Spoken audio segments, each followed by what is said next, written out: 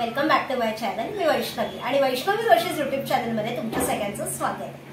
तर आज आपण बघणार आहोत रेसिपी ब्लॉग आणि रेसिपी ब्लॉग मध्ये मी तुम्हाला दाखवणार आहे मँगो मिल्कशेक विथ आईस्क्रीम.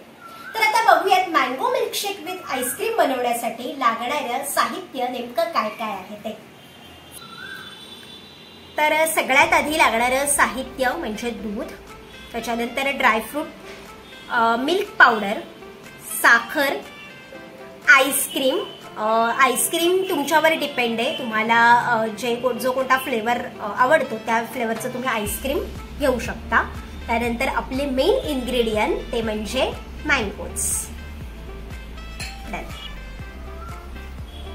तर आता आपण बघितलं की मँगो मिल्कशेक विथ आईस्क्रीम बनवण्यासाठी एक्झॅक्ट साहित्य काय लागतं ते. तर आता आपण बघूयात मँगो मिल्कशेक नेमका कसा बनवायचा, त्यासाठी लागणारी कृती नेमकी काय आहे ती आपण बघूयात. तर चला माझ्या बरोबर.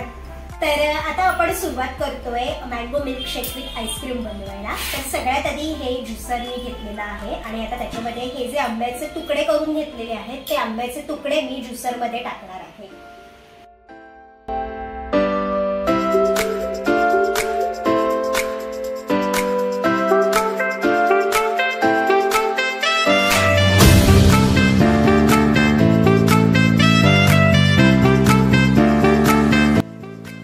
टाकणार आहोत दूध.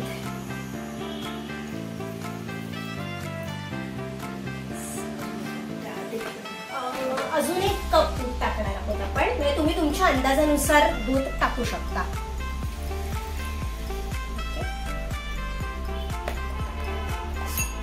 त्यानंतर टाकणार आहोत आपण साखर.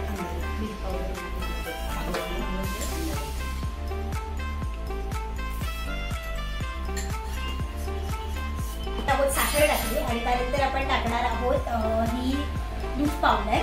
ही आहे नेस्लेची. हा काय प्रमोशनल व्हिडिओ नाहीये, तुम्ही कुठलीही दूध पावडर टाकू शकता.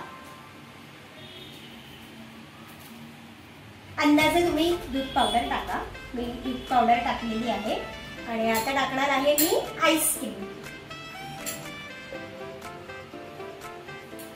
आईस्क्रीम सगळं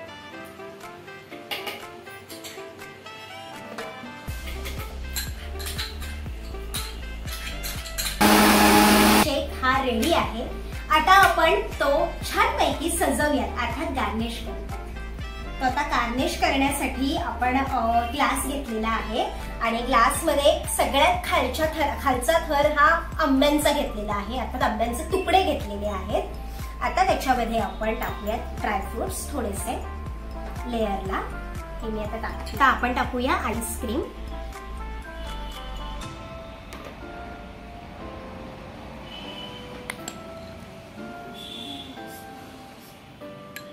त्यानंतर आपण टाकायचं आहे मँगो मिल्कशेक.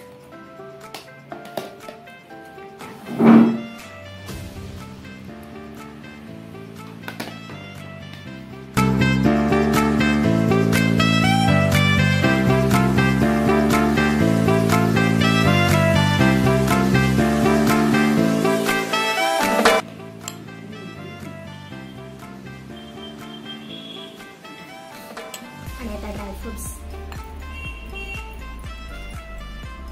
आपण आता त्याच्यावर परत म्युझिक लावणार.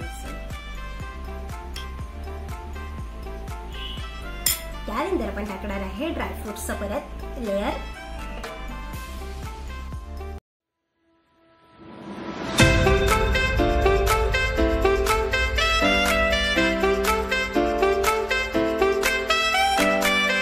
तर रेडी आहे आपलं mango milkshake with ice cream he recipe. आणि हो, आणखीन एक टिप द्यायची होती, याच्यामध्ये तुम्ही सब्जा पण ऍड करू शकता जर तुम्हाला हवा असेल तर.